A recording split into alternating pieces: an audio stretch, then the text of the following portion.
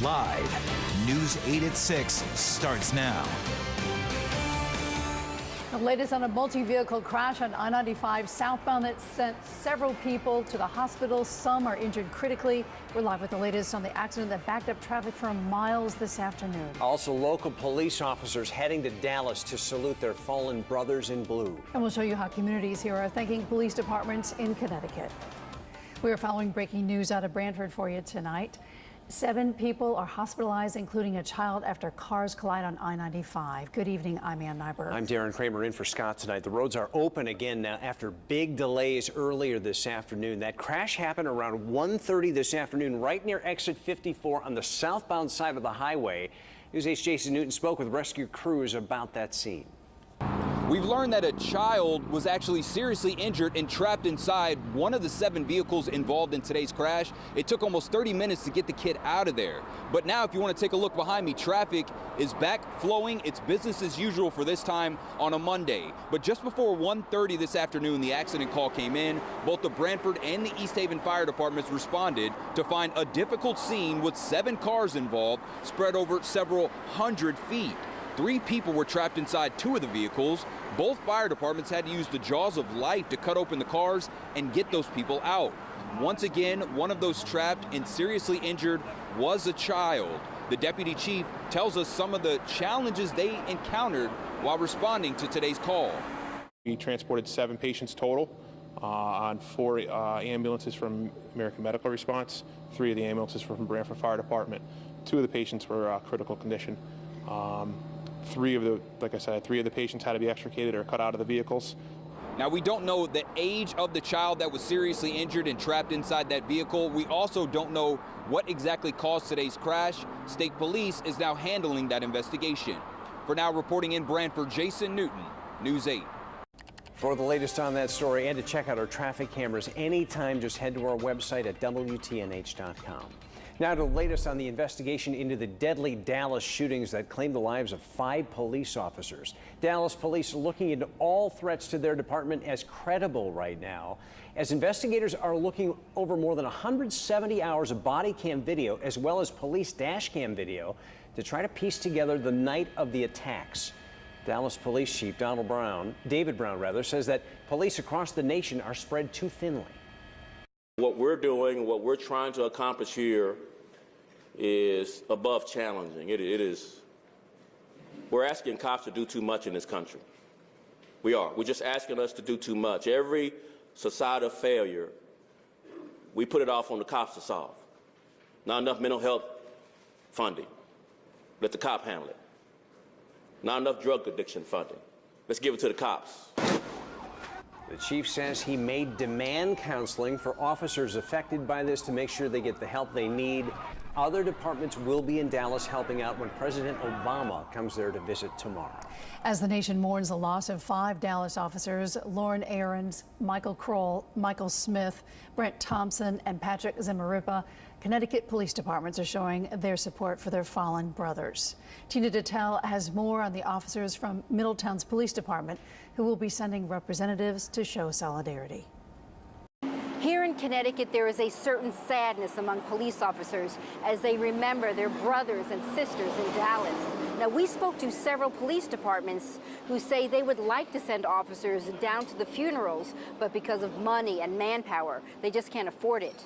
Now, here in Middletown, they are working very hard to make it happen. It's horrible. It's absolutely horrible. It gets you very emotional.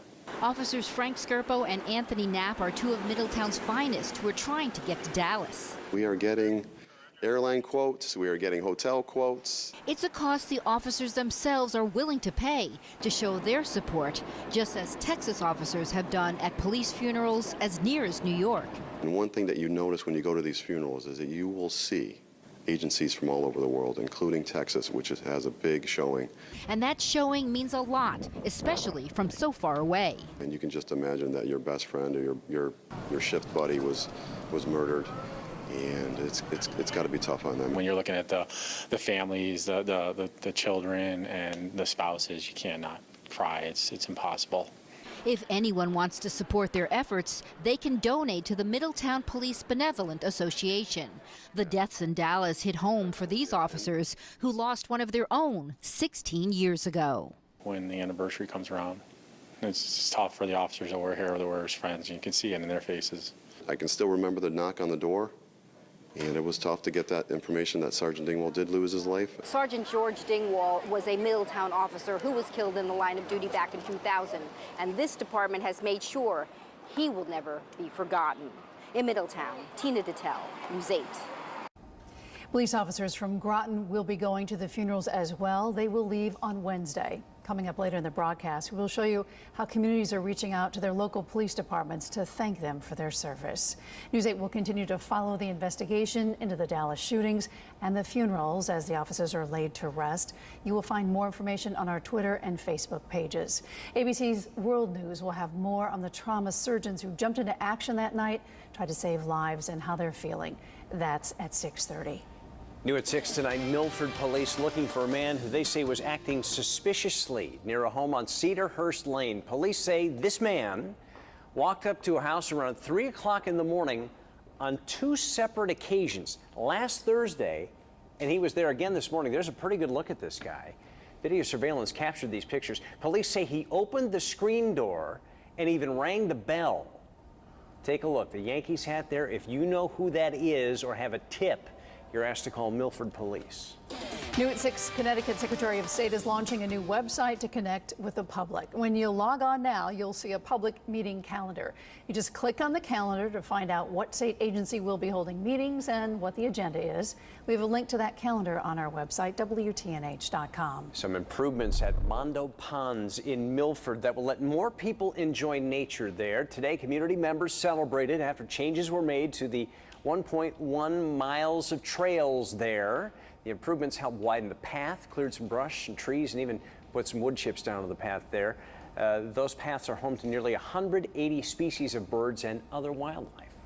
Beautiful day outside today for that. Nice breeze, too. Yeah, we have a little warmer weather headed our way. Let's check it out now. Take a live look out in New Haven tonight. Not a bad evening out there. A few clouds in the skies. Storm Team 8 senior meteorologist Fred Campagna is here with a check on your weather. Fred. Hi guys, pretty quiet out there this evening, and today a comfortable day as far as humidity is concerned. Low to mid 70s right now at the shoreline, mid to upper 70s inland. You saw those clouds over New Haven. We'll be losing those clouds overnight tonight.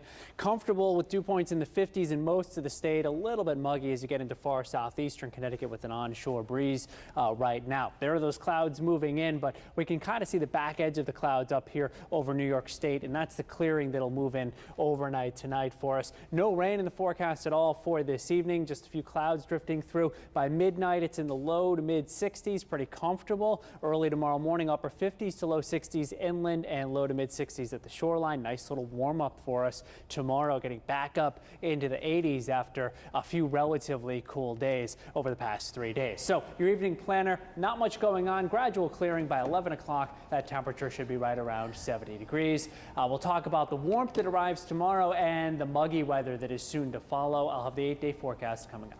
All right, Fred, thanks. Police have sent out a coyote warning in one Connecticut town. We'll tell you where that's happening in just a minute. Changes are coming to I-95 and I-91. The interchange, this is going to happen over the weekend. We'll have what you'll need to do when you start driving into New Haven this weekend. Police in Glastonbury are warning folks to be on the lookout for coyotes. They have been spotted around town there. They've been seen on Chestnut Hill and Paper Mill Roads, also on Fallview Drive. Some coyotes have been spotted with 6 babies. They're acting boldly, police say, and getting close to people and houses. Police reminding folks to keep a close eye on kids and pets when they're outside and not to leave food outside. And also, it's a good idea to take your bird feeders down. All right, pay attention to this. There's a traffic note for you. Changes to I-95 and I-91 in New Haven will start this Saturday around 8 a.m. or so. The Department of Transportation will begin the shifting of I-95 onto the new bridge over Water Street. The I-95 off-ramp to I-91 northbound, which is exit 48, will become a right-hand exit. You're going to have to get used to this. Make a note of this. Things are going to change, and we'll keep you updated on this. Exciting. This 10-year project is finally almost done. You hope, yes. Yeah, we hope. It looks good so far. Giving thanks to the men and women who put their lives on the line every day. Yeah, coming up, we're going to show you how people in Connecticut are thanking their local police. But first, here's Fred. The last 3 days have been cooler than normal, but we will turn that around quickly in the midweek. The 8-day forecast is coming up next. Folks across the state are showing their support for the bravery that police officers show every day and the sympathy for the loss of those officers in Dallas. The Branford Police Department posted this picture on their Facebook page of them receiving some fruit and flowers in support of what they do every day. In Fairfield, officers wanted to thank everyone for the kind words and gestures that they have been receiving there as well. Officers in West Haven got a thank you with some pizza. They got a dozen pies delivered to them from the Abate's Pizza and Watson Foods last Friday with a note wishing them all to stay safe and healthy. The East Haven Police Department says they're overwhelmed by all the calls and thanks they've been getting from those they serve. Today in North Branford, teachers, parents, and students gathered on the side of the road in 4 locations in town to ask drivers to show their support for officers. News 8's Keith Porter has the photos.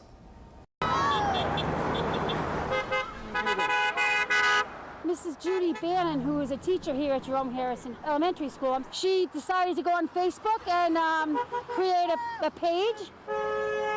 And it just caught on. It flew through the town. It was just a beautiful thing. Everybody just caught on, made up some signs, got some waters, and here we are, supporting our police department. My motivation for this really was not to negate any loss of life that's happened, but to simply show support for our own local police department, who we respect and admire. Community service is a huge part of what we do in all the schools here in town. Thank you!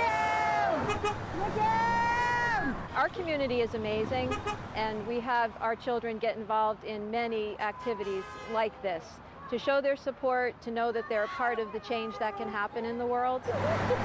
It's a great thing to join together when sadness happens. And I think we grow closer as a town and as people ourselves. And the thanks doesn't end there. Officers in Guilford shared this photo of their Facebook page. They too have received a lot of thanks from their community. Like it's so many departments, people are dropping off food, coffee, cards, and leaving thoughtful messages for police on the department's Facebook page. Connecticut State Police tweeted out this photo today saying they were given a surprise lunch, sandwiches, and salad. Are you reaching out to your local police departments to thank them? If so, you can share your snaps on our WTNH 8 Facebook page or upload them to Report It. You can also email them to WTNH.com. Nice that folks are saying thank you all over Connecticut. Should happen year-round. All year round, absolutely. Fred's here talking about the weather. You know, kind of okay today, but we've got a warm-up headed our way. Yeah, right? so if you're missing the heat and humidity that we had last week, it's come right back at us pretty quickly. This time of the year, you can go very quickly from one extreme to the other. We saw that last week when we went from 90 to a high in the 60s over a span of about 48 hours. Well, now we're going to go back from the 70s today to near 90 again by maybe as soon as Wednesday afternoon. And really tomorrow afternoon inland won't be too far from 90. Temperatures are in the low to mid 70s out there right now. Pretty comfortable for us. Some clouds hanging around for a while this evening as to look at the New Haven Skycast. And notice how that temperature gets down to about 63 for a low at the shoreline. So nice and comfortable overnight tonight. And then tomorrow, plenty of sunshine up to about 82, 83 during the afternoon. And it won't be too humid for us tomorrow. Just a little hint of humidity in the air. Nice and dry inland, by the way, tomorrow. But it gets muggier on Wednesday. And definitely on Thursday, it is going to be pretty darn muggy out there with a southerly wind. Have some clouds drifting through right now. Those will be clearing out for us overnight tonight. Tomorrow, lots of sunshine to enjoy. High pressure to our south is going to pump in some pretty warm air. So temperatures to our west are upper 80s to low 90s. Tomorrow, shoreline's about 83 inland. You should be up into the mid to upper 80s. There is that big H and the wind coming around out of the west-southwest tomorrow. Lots of warm sunshine to enjoy. Clear skies in the forecast for us tomorrow night. It won't be as comfortable as tonight will be. Temperatures will drop into the low to mid 60s to start the day on Wednesday. Wednesday, mostly sunny skies, hazy, borderline hot, and more humid for us on Wednesday. Notice the storms off to our west, and there's a chance of seeing some thunderstorms around on Thursday. This projection from hour by hour makes it look like it's going to be a rainy day on Thursday. I don't think that'll be the case. Could be some clouds to start at the shoreline on Thursday. Those will burn off to hazy sunshine, and then an isolated thunderstorm is possible on Thursday afternoon.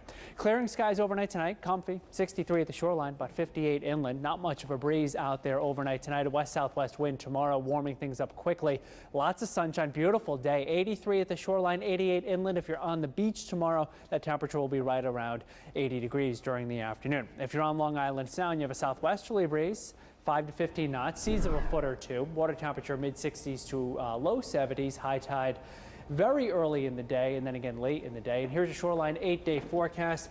Humid right through the end of the work week. Close to 90 on Friday. Scattered thunderstorms are possible. Right now, Saturday looks like the better of the 2 weekend days, but it is still very early in the game as far as next weekend's forecast is concerned. So if you have outdoor plans on Sunday, a party or something planned, and you see the thunderstorm on there, don't alter those plans just yet. Just wait a couple of days. We'll fine-tune that forecast as the week goes on. All right. We'll be watching. Thanks so much. Thanks, Fred. All right, time for sports. Live, this is Sports Edge, sponsored by your local Connecticut Chevy dealers. Possibly the quietest NBA superstar of all time is hanging them up. Mr. Bankshot, Tim Duncan, announced his retirement today. The legend spent his entire career with the San Antonio Spurs. 19 years, and Duncan won 5 NBA titles, was the league MVP twice, and was a 15-time All-Star. First ballot Hall of Famer, too. How much difference can one player make? Well, after drafting Duncan with the #1 overall pick out of Wake Forest in 1997, the Spurs won 1,072 games and lost just 438, the best 19-year stretch in NBA history. Duncan earned respect around the league for his no-nonsense, dominant demeanor. Shaquille O'Neal called him the greatest power forward of all time. While we're on the subject of quiet assassins, that's what WNBA All-Star and Olympian Angel McCoughtry calls New Haven's Bria Holmes. Teammates on the Atlanta Dream, the rookie Holmes is McCoughtry's understudy. This weekend, the former Hill House star was back in Connecticut to play against the Sun.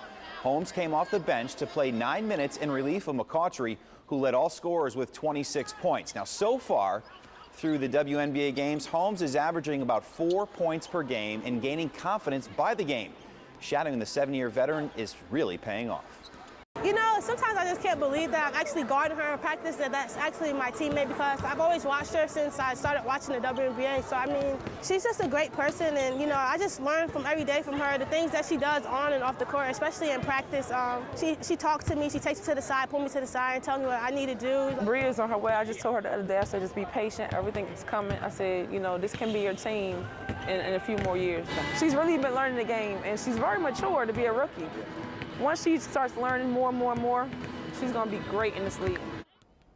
Holmes has played in 19 of the Dream's 20 games this season. She's averaging 15 points per game. Going to take a quick break. When we come back, we'll hear from former tennis star James Blake, a Connecticut guy who's speaking out about Black Lives Matter and the recent protests. Stay with us. Connecticut's James Blake says the Black Lives Matter movement is long overdue. The former tennis pro is not involved, but called himself a supporter from afar. Blake made his feelings known today. He called for better training and accountability for police officers.